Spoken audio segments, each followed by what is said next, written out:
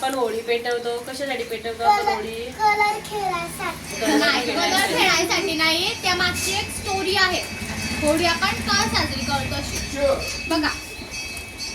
हिरण्यकश्यप नावाचा एक राक्षस असतो, खूप डेंजर दिसतो तो.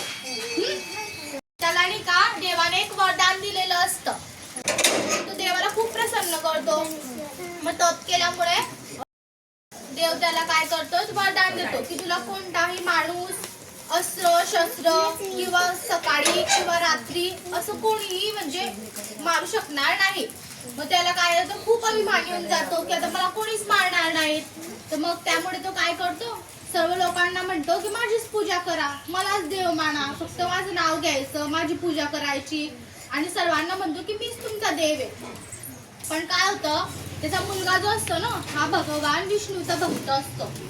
त्याचं नाव असतं भक्त प्रल्हाद. हा नेहमी नारायण नारायण नारायण करत असतो.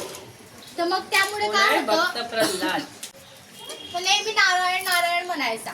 सर्व लोक माझी भक्ती करतात आणि हा माझा मुलगा असून सुद्धा माझी भक्ती करत नाही, माझं नाव घेत नाही, फक्त नारायण नारायण करतो आणि भगवान विष्णूच हे करतो.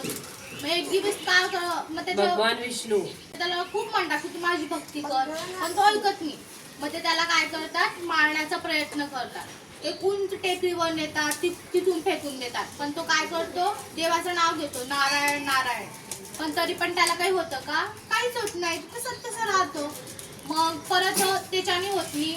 मग गरम तेलाच्या कढईमध्ये टाकतात त्याला. पण ते गरम तेलाच्या कढईमध्ये पण काय होऊन जातं, फूल बनवून जातात. त्याने पण तो मरतो का, नाही. मग अजून एक वेळा त्याची आई त्याला काय करते, खीरमध्ये असं जहर टाकून समजून देते. तो पण तो पिऊन घेतो नारायण नारायण म्हणून, ते विष सर्व पिऊन घेतो. पण तरी सुद्धा त्याला काही होत नाही. मग एक दिवस त्याचे वडील काय करतात, त्यांची बहीण असते होलिका नावाची. तर तिला वरदान असतं, होलिका. होळी करतात ना आपण, त्याच्या बहिणीचं काय नाव असतं, होलिका. तिला देवाने वरदान दिलेलं असतं की ती कोणत्याही अग्नीमध्ये जळू शकत नाही. मग ते त्याच्या बहिणीला काय सांगतात की तू फक्त प्रल्हादला घेऊन सण अग्नीमध्ये बस, म्हणजे त्याने तो मरून जाईल आणि पॅक पकडून बसायचं. म्हणजे त्यामुळे काय होईल, तू जळून मरून जाईल. आणि तिला काही होईल का, नाही. कशामुळे होणार नाही तिला, कारण की तिला वरदान असतात म्हणून तिला काही होणार नाही. तिला पण देवाने वरदान दिलेलं असतं. मग एक दिवस काय करतात, ते बसतात आणि होळी पेटवतात. मग ती काय करते, भक्त प्रल्हादला तिच्या मांडीवर घेऊन बसून जाते आणि लोक काय करतात, ती होळी पेटवून देतात. मग याप्रमाणे बसतात बघा.